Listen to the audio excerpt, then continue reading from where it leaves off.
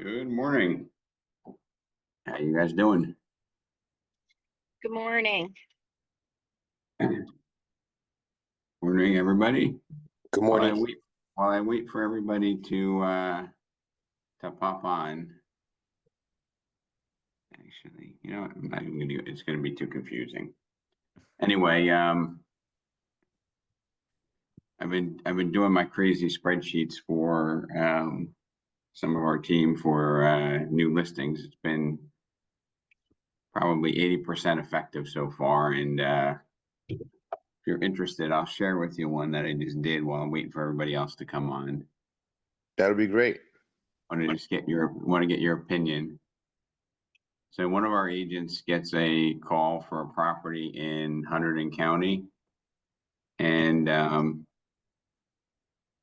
it's a 6,000 square foot property plus some surplus acreage, like 2 acres, and then 8 acres of surplus. Up in Hunterdon County, I assume like Danielle, and up in parts of Sussex and maybe in Western Morris, we have some of these scenarios here. Not a whole lot of sales. So I did a complete export from the MLS, and I did an assessment. I did like 5 different calculations. I did sales price to land assessment, sales price to building assessment.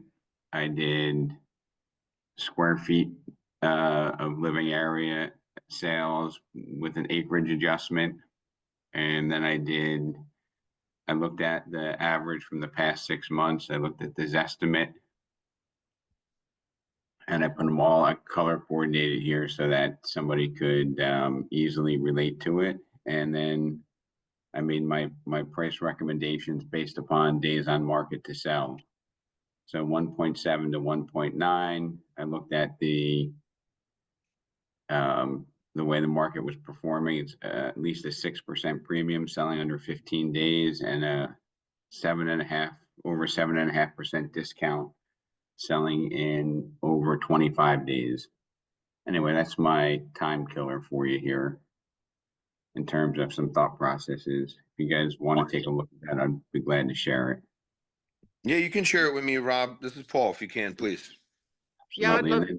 I'd love to have a copy of that to, Perfect. And then, I would I had too, to please. decide what's the value of acreage, which was kind of a gut play. And I kind of said maybe 10 to 25,000 per acre, not really buildable. And I'll kind of maybe ask Kathleen and Danielle what your thoughts are on that, since it's like a New Jersey acreage thing. You have any thoughts on that, or and those extra acres were farm assessed? I don't really know that area very well, to be honest with you. So maybe Kathleen. Well, like if you had Monmouth County, Danielle, and you had a nice house, but then it had eight extra acres, how do you adjust for that? I'd have Hard, to right? actually, yeah, it's really hard. I'd look at some of probably the land sales. Yeah, I think, but the land sales are usually built, they're intended to be built upon. So anyway, like what I did is I kind of did like like some of them had 3 acres was the predominant. And then some of them had 8, some of them had 30, some had 25. So I had to figure out what the benefit of the extra acreage is. And I kind of took a 17.5 assessment per acre. Anybody else have any opinions on that before we go on to the real session? I think what appraisers do is they figure it at full value, and then they deduct the part that's not as usable. So it's kind of the opposite of what you did, but they probably came up with the same number. Okay. Fantastic. Glenn, you ever deal with that or no? You're on mute. Yes, out in Western Jersey. And how do you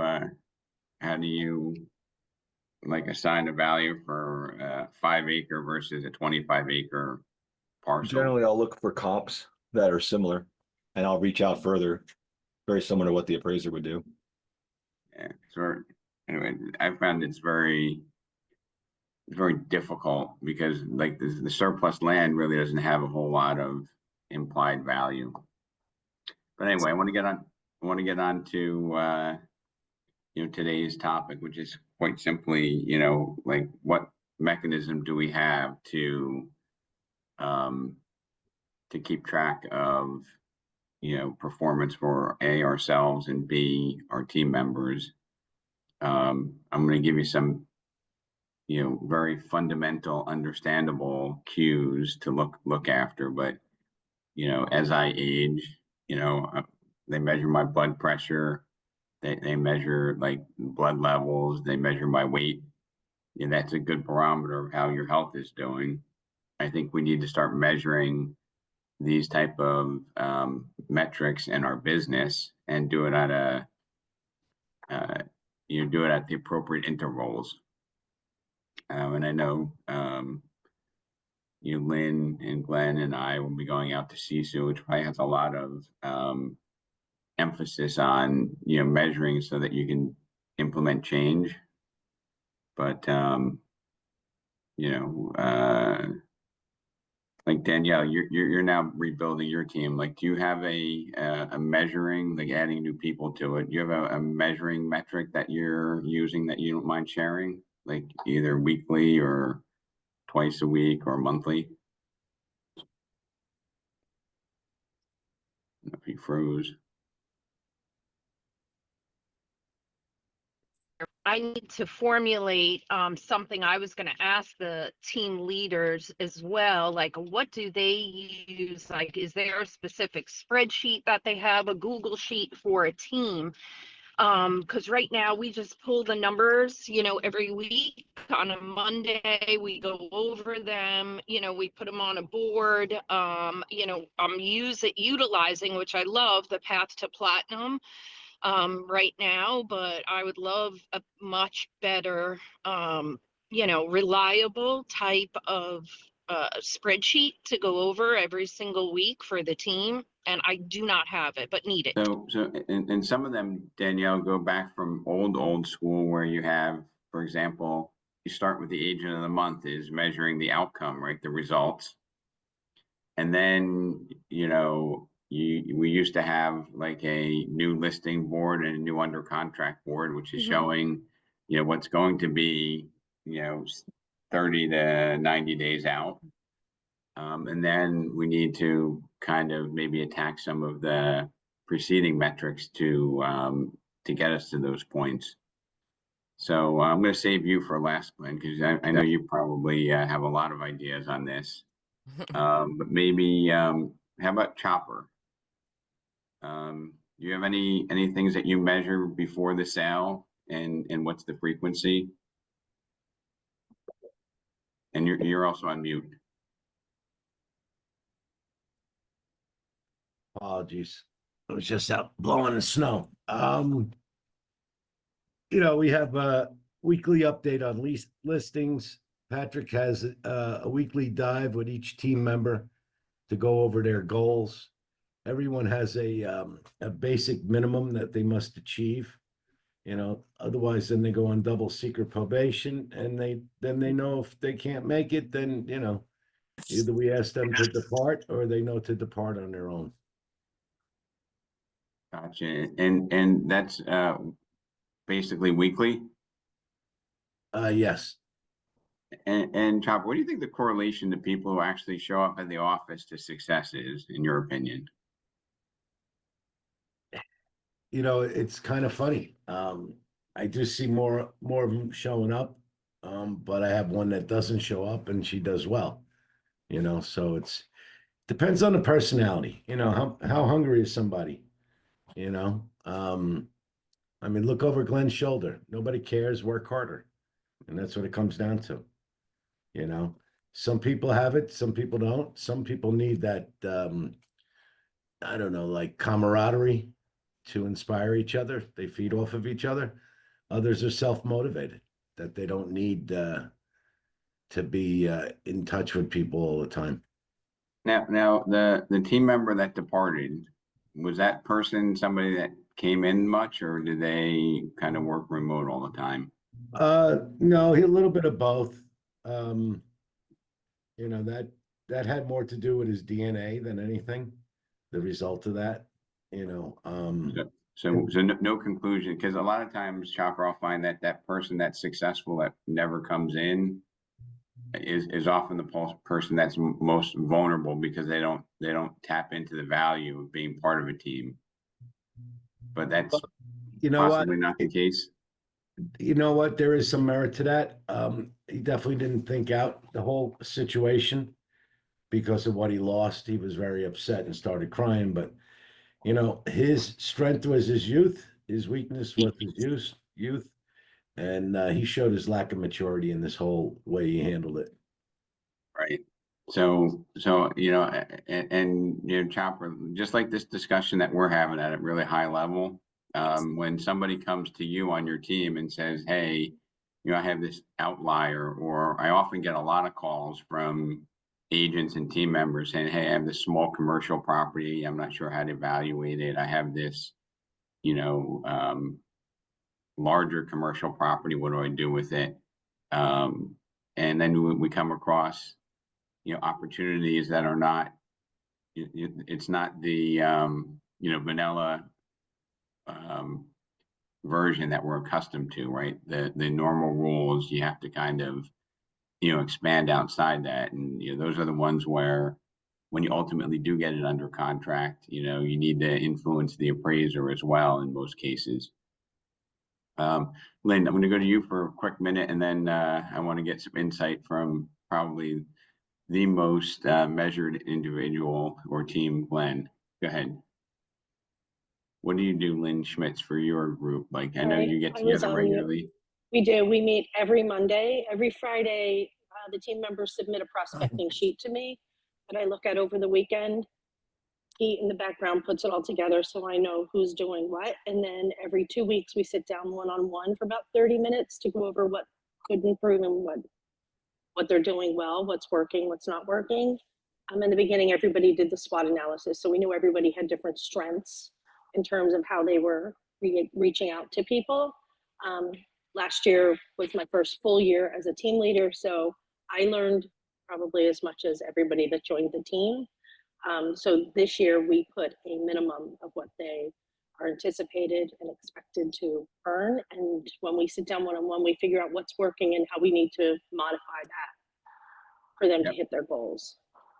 And you know, I'm proud of you because you took somebody who was potentially a big producer, but a disruptor from the team and parted ways. So I think it would have been impossible to blend keeping that person on and the team culture, right? Yeah, and it took a lot of energy. Even in the team meetings, that took a lot of negativity came in, so it took a lot of energy from the team, and we ended up focusing on that instead of building the rest of us that really wanted to grow and do well. So him leaving has really helped.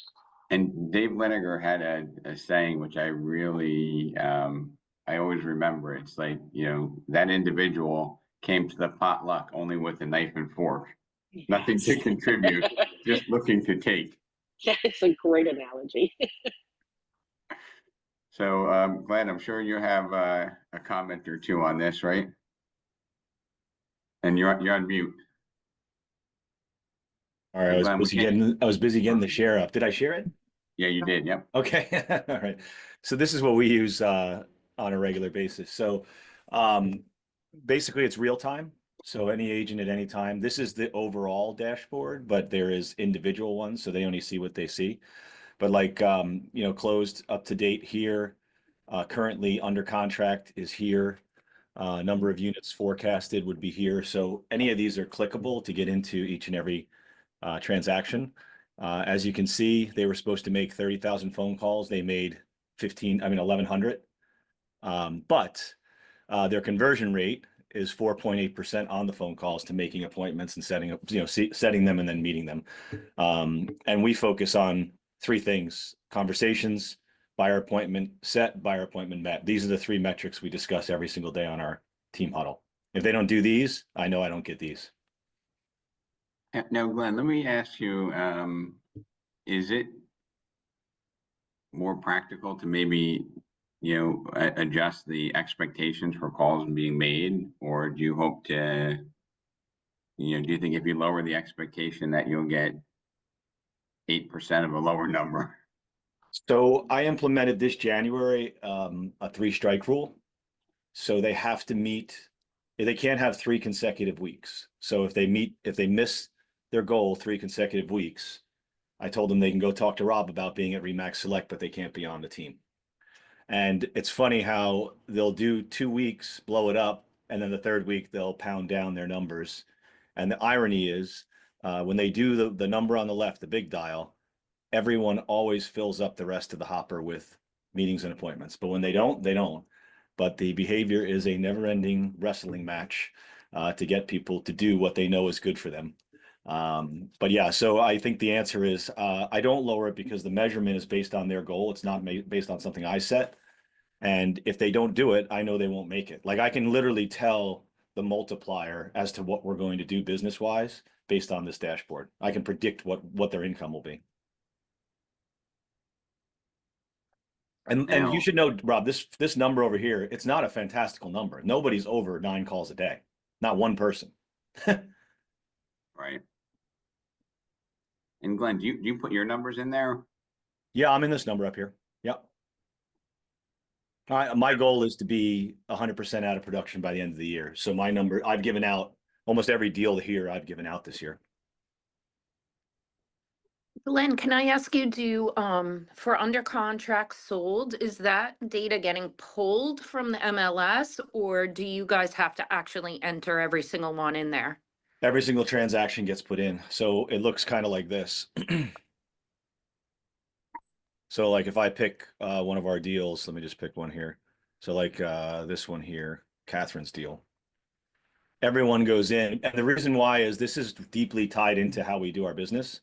So once it loads here, if it ever loads here, did I click it? Oh, there it is. So this is a transaction form, and we use it to do our commissions, but we also use it for task management. So every single process that we have, it has tasks. So it says, set up the home inspection, here's the date. All those things drive off it. But the most important piece is that those tasks actually drive our dashboard. So our clients, once we go offer accepted on anything, they immediately get emails that say, go to your dashboard, and it presents them with a dashboard. So if the agent doesn't update it, they look like a fool. So they have to constantly be in here managing their tasks that they don't miss anything and hurt the brand. Okay.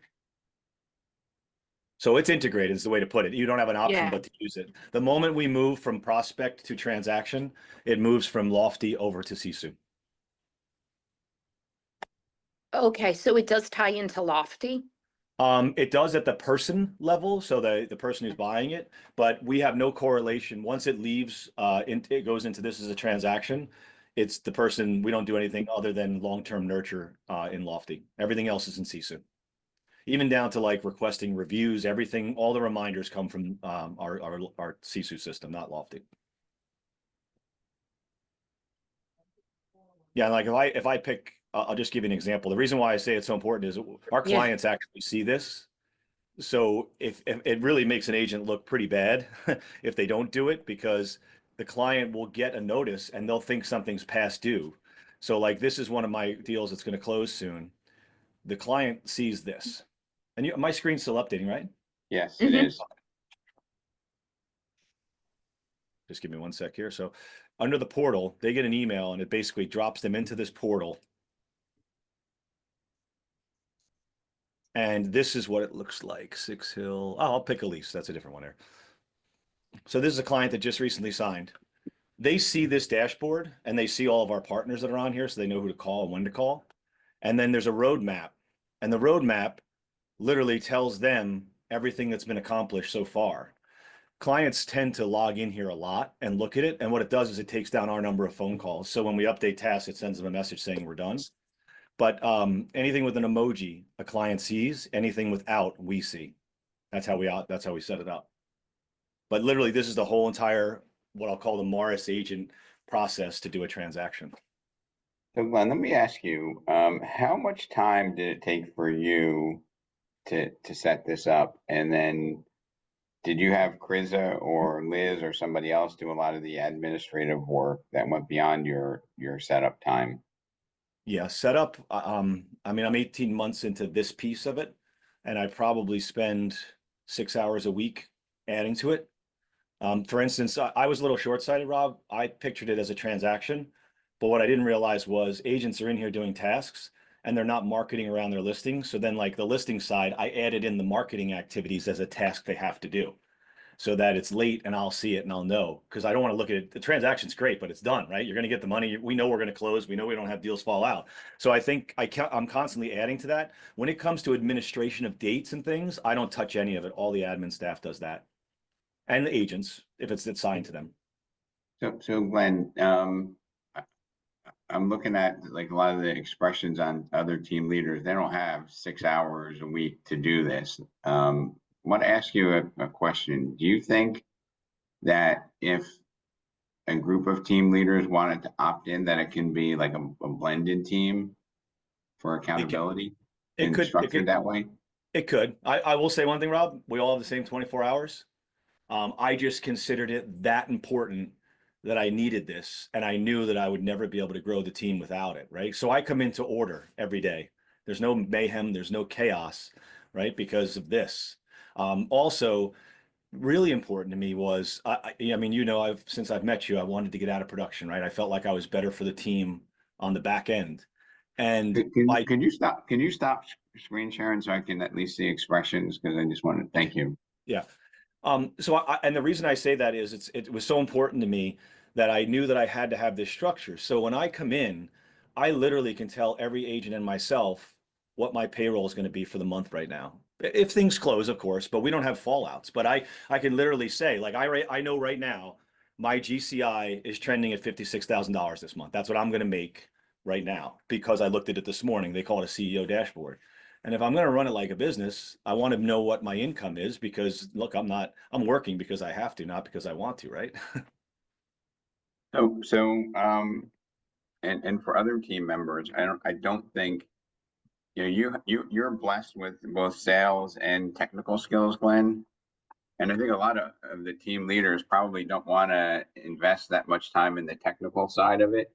Am I speaking other team leaders' language? Like Danielle, it would be painful for you to spend 6 hours administratively, wouldn't it? You're on mute. Danielle, you're on mute. Yeah, sorry. It'd be tough. I mean, I'd really want to have an admin. I'd love to look at it every single morning. But yeah, I mean, right now, I feel like I would need help for someone to, administer it. And do you don't really want to get out of production either, or do you? I mean, no, I mean, I enjoy production. So yeah, I'm still figuring that out. So I'm going out to the CISO event with Lynn and Glenn at Glenn's invitation. Thank you. Perhaps if there's a motivation, and maybe it's 90 minutes or 2.5 hours to get it set up. Maybe there's a way when I come back that we could set it up as like a group, and we can can you tag so you can have like teams within the teams, Glenn? Yeah, there's ways to structure it so that you could have that for sure. So we might be able to compare, Scott Kaplan to Glenn, to Bobby Golden, to Chopper, and to Lynn. And this way, a lot of the administrative piece is not burdened upon you. I have no idea of the possibility of it, but I just wanted to put it out there. And I also wanted to say that if we don't measure it, I think we're missing a little bit of the opportunity to help our team members, and now it's early in the year, we can really have an impact. Yeah, and Rob, the funny thing is that until I really started to measure it, I always had that trickster in my head telling me I was doing better than I really was. And that was the big piece. And I'm happy, like if something gets struck where we're able to do something with the rest of the team, I'll be happy to give some initial setup. I can't say the customization is just too much time, and it's really meant to be your business. But I'm happy to give a hand getting it up and operational from the admin's perspective so that they could measure at least the numbers, right? Start with the numbers and then go to the rest of it. Yeah, so And I you think took Glenn, over- everybody would have a sorry. different, preference on how they'd want it to be done. But I think if you're not going to do it yourself, you have to accept like the consensus of the group to be able to handle it. And I do think that, looking at everybody here is you're going to underestimate the pushback initially from your team members. Brutal. Like when I tell you the pushback was unbelievable. I mean, today you saw it, right? The conversations are off by 28,000 basically. Every day is a battle. But you know what the point is that if you ask anyone on your team how many calls did you make, do you believe that they actually made those calls? I don't. Honestly, like half the time I don't. And by having it somewhere that you're measured, you can actually say, "Hey, what's going on?" I called someone on Friday and said, "I know that you're a man of pride. How are you letting this happen?" Like because I had his numbers, right? But without it, there's just no way to know. And that's and Rob, I'll tell you, like I did not have this process in place with the conversations met and set until I went out and met the Sisu folks. And then I'm meeting teams that are doing 1.4 billion a year in sales, and all of them are going, "You need to do this. This is it." They're like, "There's no other way to run a company today in real estate." And I just changed my whole thing when I came back. You know, when you come back from a conference and you change everything, well, I did that, and everyone was really pissed at me on the team. And they're like, "Great, Glenn's doing another change," and then I just stuck with it. And it took about a year for people to really comply. Did you lose anybody because of it? No, in fact, last year was my first year never losing anybody, and that was when that we were in Nice. full enforcement. But it's accountability, right? I think that's really the end. Rob talks about it all the time. It's, if you really care about them, you hold them accountable. But my problem was I couldn't hold them accountable because I didn't believe the information. Glenn, did you lose one or two people before Sisu, right? Oh yeah, yeah, for sure. And then, I think, Glenn's people are staying because they're seeing results, and B, they sense that, it's about Glenn trying to help them get to where they want to be, spending so much time on administrative. It's probably a combination of them rolling their eyes and saying, I know I need to eat, and I know I need to eat healthy diet to be healthy. And that's what you're doing for their business, is you're being like their mother and telling them what they need to do. And it's a never ending process. It never goes on autopilot, because as soon as you stop measuring, what happens, Glenn? They fall right off. And you know that you bring up a great point, Rob, and this is probably the intangible piece. When I do a lot of challenges on the team because Sisu lets you do challenges and measure them. And if you're always about like team number, team production, team this, the individual feels lost in it.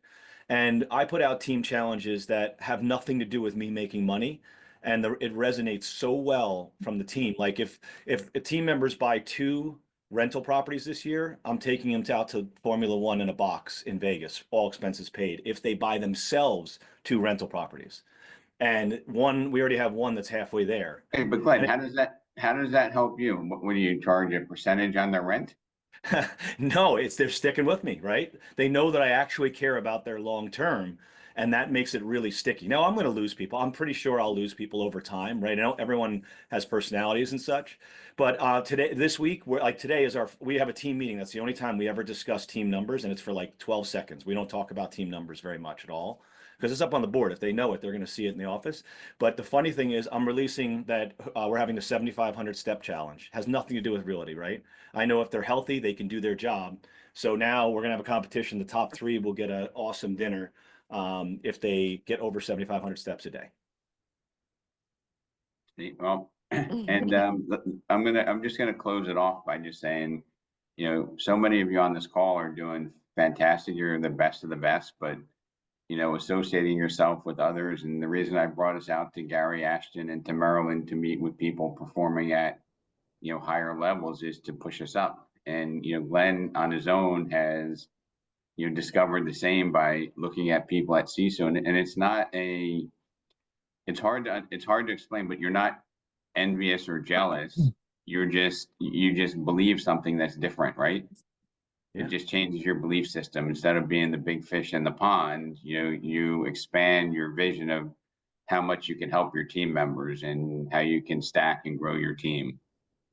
Yeah. Right. Because if you think about it, if you feel overwhelmed, right, running a team, which many of us do, and I feel overwhelmed oftentimes, trying to be everything to everybody. But you look at it and you say, imagine like if you're CEO of Google, like all the different divisions and things going on, or if you're running a city or you're, running a larger organization, like you have to find scale at a completely different level. Otherwise, you're going to go insane or fail. So, if you're interested, next week we can talk about it a little bit more. I'm going to Salt Lake City with Lynn and Glenn, and if you're interested, I'll bring back whatever we have and share it with you all. And I do believe in accountability. I believe what gets measured improves. I believe that if people know you're measuring it because you care and not because you're trying to put another $2,000 in your pocket. We don't do it for transactional, we do it for relational. So I think all of these things will help us to be more effective, better team leaders, and to have more successful team members underneath us. So, And Rob, I'm happy to do a web share with folks if they wanted to get on this and really dig in. I'm cool with that. It just needs to be after hours, that's all. But yeah, I'd be happy to help anyone. Okay, well, I mean, Glenn, we always appreciate your sharing, and I just think that for a lot of the team leaders here, they don't want to be in the space that you're at. They want to have a different vision, and all of those are ideal. Yep. And hopefully, go ahead, Alex. You had a question before we wrap up? Just a comment, and it ties into everything that you're talking about. But for today and for Wednesday with the Path to Platinum, the message is it's not too late to get organized. Love it. It's not too late. Just because it's not January 1st or 2nd, it's not too late. So it just ties into this. Let's put those pieces in place now in quarter 1 so we can be successful in quarter 2 and 3 when we need to start making some money. So it's not too late. That's all I wanted to say. And just tell those Canadians to stop booing our national anthem up there. Hey, it's just posturing. We're just negotiating. We're negotiating our anthem scale. So we got to fight back here, Hey, Glenn, I have a quick question. How many people do you think it should be on the team to really implement the C2 like you have it? I think at the time when I first put in, it was 7. Probably 5 is the sweet spot. And you have to have an admin. So I guess if you have an admin, it's good to go. Glenn and everybody, thank you. I mean, it's amazing, all the contributions that are on here. You can really, get, 10 years ahead in 2 years with all these ideas that we're sharing. So thank you for coming, and stay tuned next week. I'll see you then. Have a great week. Thanks, Rob. Thank you. Guys. Have a good week, everybody. Thank you. Bye-bye. Bye-bye.